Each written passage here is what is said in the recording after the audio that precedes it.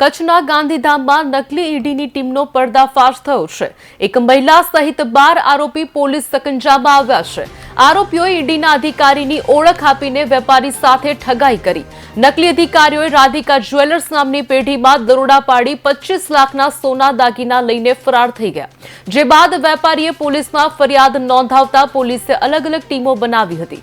Technical surveillance, ખાનગી બાતમીદારો અને CCTV ફૂટેજના આધારે નકલી ઈડી ગેંગની ઝડપી પોલીસે કાયદેસરની કાર્યવાહી હાથ ધરી છે।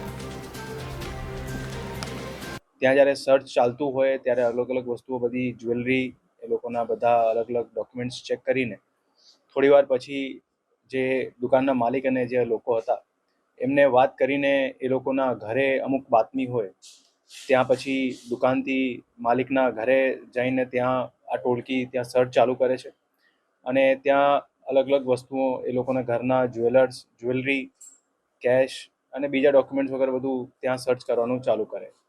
ત્યાં થોડીવાર જ્યારે સર્ચ કરે ત્યારે જે ઘરે પહોંચે ત્યારે સાથે એક મહિલા પણ જોડાય છે। મહિલા પણ ત્યાં ઘરમાં સર્ચ કરવાનું ચાલુ કરે।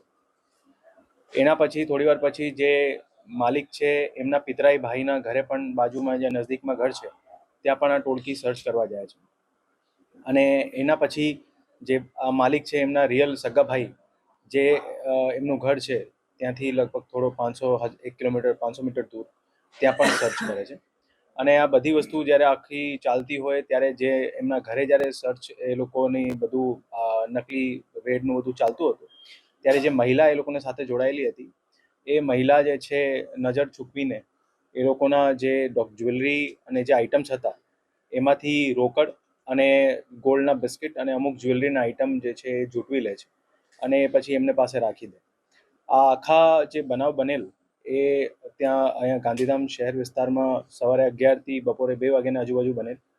જેમાં પછી જ્યારે એ લોકો નીકળવાની તૈયારી હતી ત્યારે જેના ઘરે અને જે દુકાને જે સર્ચ કરેલ એમાં એ લોકોને એવું જણાવેલ કે અમારી બાતમી જે છે ખોટી હતી અને અહીંયા અમારે સર્ચ કરવાનું નથી, અમારાથી ગલતી થઈ ગઈ અને કોઈ બીજી જગ્યાએ સર્ચ કરવાનું હતું અને જે માલ અમારે લેવાનો હતો એ મળ્યો નથી।